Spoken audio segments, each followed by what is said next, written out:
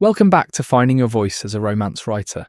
In the last lesson, we talked about what voice really means, that emotional fingerprint that makes your writing unmistakably yours. Now we're going to go deeper, because your voice doesn't just come from craft or vocabulary, it comes from you, from your experiences, your beliefs, and the way you make sense of love, loss, and connection. Your inner world, your emotions, memories, values, and even your scars are what give your writing its heartbeat. Every writer carries a unique emotional lens through which they view the world. That lens colours everything you create. Maybe you're someone who finds beauty in brokenness, so your stories explore healing and second chances. Maybe you crave excitement and passion, so your romances burn fast and hot. Or maybe you're drawn to softness and safety, so your stories unfold like a warm embrace. None of these are better or worse. They're reflections of you. Your voice emerges when you stop trying to sound like a writer and start writing from that emotional truth. When you allow yourself to say, "This is how love feels to me," the more you write from that authentic centre, the stronger and more consistent your voice becomes, because it's not a performance. It's a confession. Let's talk about beliefs. Every romance writer carries a quiet philosophy about love, even if they've never said it out loud. Some believe that love heals everything. Others believe it exposes our deepest wounds. Some see it as destiny, the universe pulling two souls together. Others see it as choice, a daily act of courage and commitment.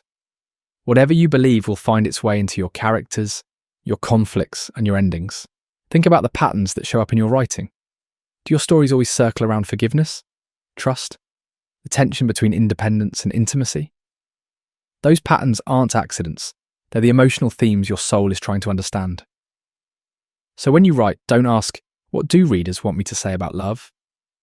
Ask instead, "What do I believe about love, and how does that truth reveal itself in my stories?"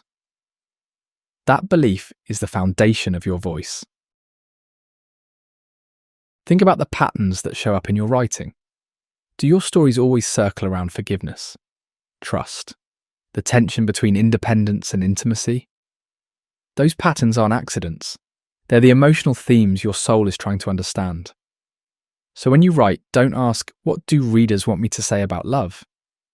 Ask instead, "What do I believe about love? And how does that truth reveal itself in my stories?" That belief is the foundation of your voice. Your personal history also weaves itself into your writing voice, often in subtle ways.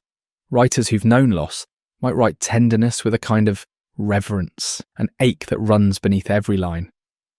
Writers who've experienced deep joy might infuse their scenes with humour, lightness, or wonder.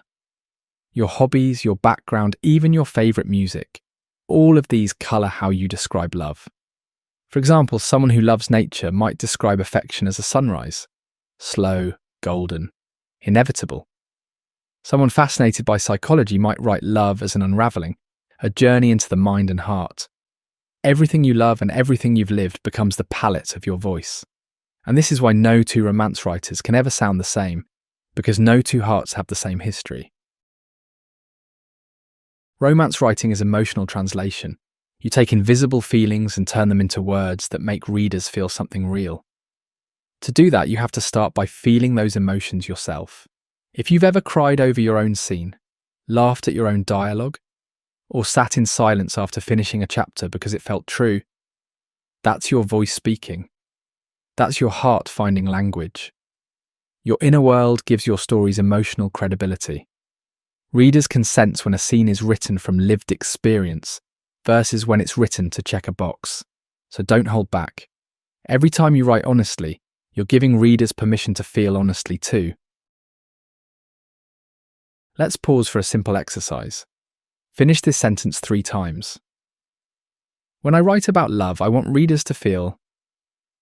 Write whatever comes up, even if it surprises you. Maybe it's safe, wild, seen, desired, forgiven.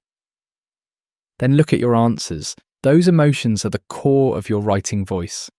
They're what you naturally communicate through story, even without trying. Keep those words close. They're not just feelings, they're your creative compass. In our next lesson, we'll take this a step further and explore how to experiment with your voice, how to stretch, play, and discover what truly feels like you on the page. But for now, remember this. Your voice isn't just the words you write. It's the emotional truth behind them. When you write from that truth, from the deep, beating centre of your own experience, your readers will always feel it.